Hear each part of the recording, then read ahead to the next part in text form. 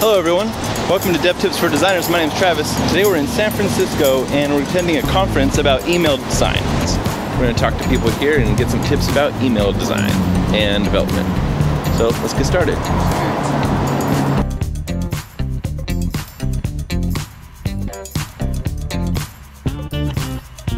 My name is Van, and I think the best tip for starting out is to realize that a solid foundation in HTML is still vital to anyone's career in design and development. Even though it's 20 years later, they still continue to improve it.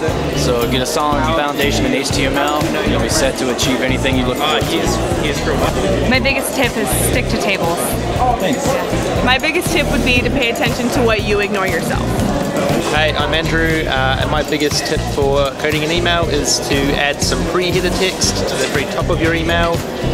It's just a short line of text about the content, and that'll show up as a preview text next to the subject line in lots of email clients like Outlook or the iPhone app or Gmail, and that will help you increase your open rate just by adding that short piece of text to the top. My biggest tip is to use inline styles.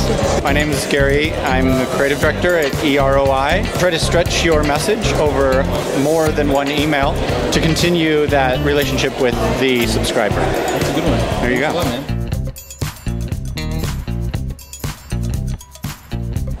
My name is Marie Hamburg.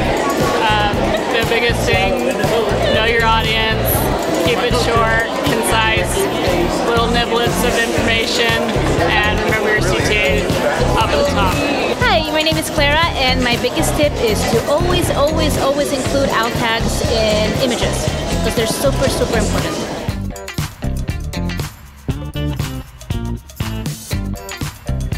Hey, my name is Arvid. My tip is to have one clear goal for an email with a clear call to action. Hi, my name is Joe Valkamp, and my biggest tip is to leverage the resources that are out there. Like there's companies like ExactTarget that have been researching and doing website design for a long time, and or email design specifically, and use the resources that they have. And they're more than willing to share as much as they know. So my name's Elliot Voss. I run an email design agency called Action Rocket. So my tip is to look at responsive design for email. The things like turning off content, resizing it down to a smaller screen, and then maybe stacking a few columns here and there, which you can do with 2 or 3 classes. My name is William Vasali. I'm an email designer and programmer, and my tip for responsive email design is to test over and over and over until you get it right.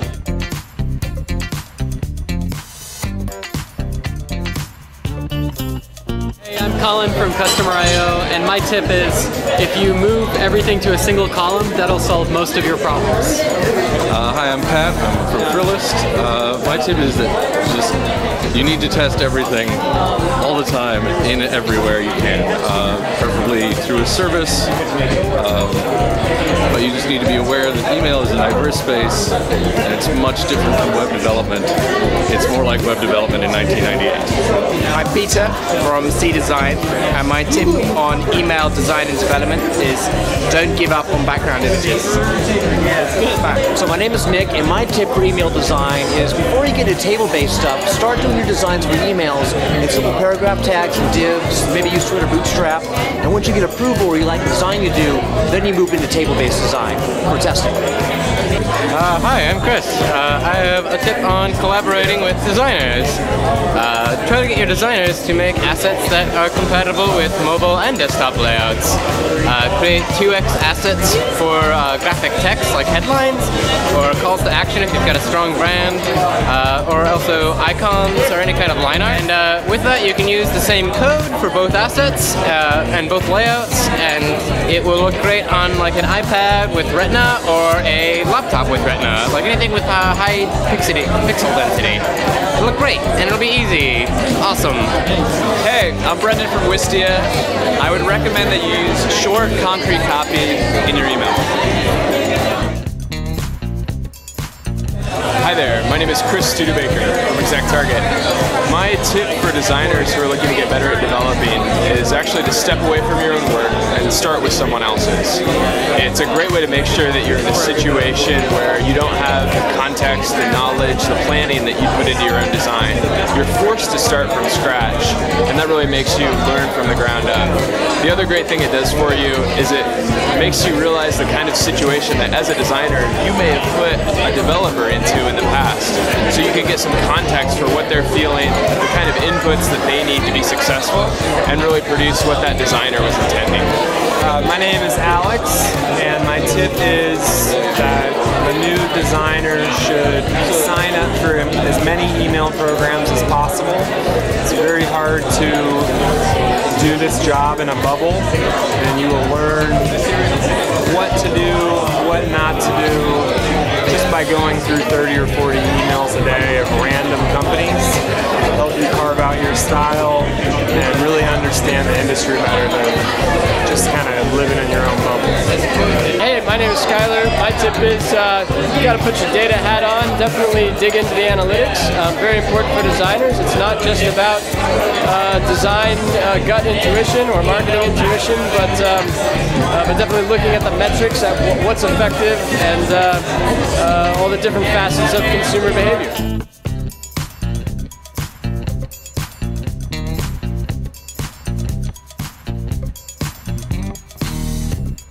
Hi, my name's John. My tip is to start with mobile first and not focus so much on desktop and think about mobile as an afterthought. Think about mobile first. How's it going? My name's Brian. My tip would be test like nobody's business, and not just in browsers, but once you package it and send it off to different email clients, because you never know what's going to change from one place to another. Hi, I'm Rose. I'm the community manager at Campaign Monitor and the author of the Guide to CSS Support and Email. It isn't all just about the code. Ultimately, it's about optimizing your content for the small screen, for small mobile devices. And a lot of that isn't strictly a design decision, it's a content decision too. It's about ensuring that you have a call to action that is immediately appealing, is immediately graspable, and of course cutting out the fluff. Think mobile first, think results first. My name is Will. My tip is really the importance of building sort of a mobile-centric experience, and that means you've got to communicate your entire value proposition within a couple of seconds of somebody opening it, and you need to sort of rely on text-based approaches because they might not see images and all this stuff. So I think just generally designing something very short and concise that's really crafted towards a mobile experience, and frankly, like desktop users, I mean, there are some of them, but it's decreasing all the time for most of us. My name is Scott, and my tip is the fact that you only get one chance to capture a click-through and get that person to read your content. There's a myth out there that people open an email on a mobile device, go back later on to their desktop, and read the material that they found in that first email. Turns out that only happens in 2 to 3% of cases. So you really get only one opportunity to capture that click and that reader.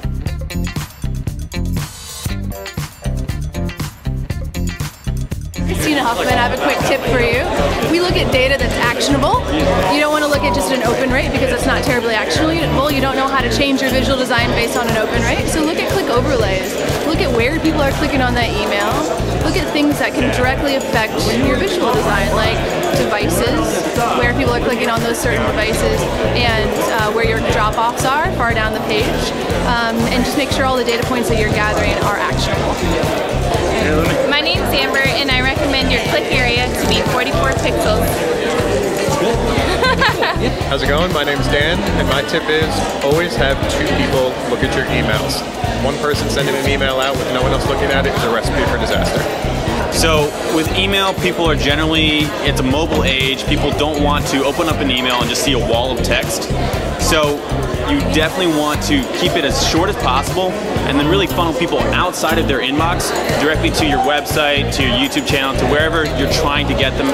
And then if they want to read more in depth or they want to follow up and watch your video or something like that, that's where you want to deliver all of your content, not in an email. All right, that's it for the Email Design Conference 2013 San Francisco. It was a lot of fun. Learned some stuff today. Hope you enjoyed these tips that I gathered from everybody. Had a lot of fun pointing the camera at everybody's faces and make them confess their deepest, darkest tips. Anyway, take care. Subscribe. Every now and then I get a little bit lonely because you're not subscribed to my channel. Subscribe. Every now and then I get a little bit tired of talking to myself. Oh, and I need you now, tonight. Subscribe to my channel. And if you subscribe now, we'll be holding on forever.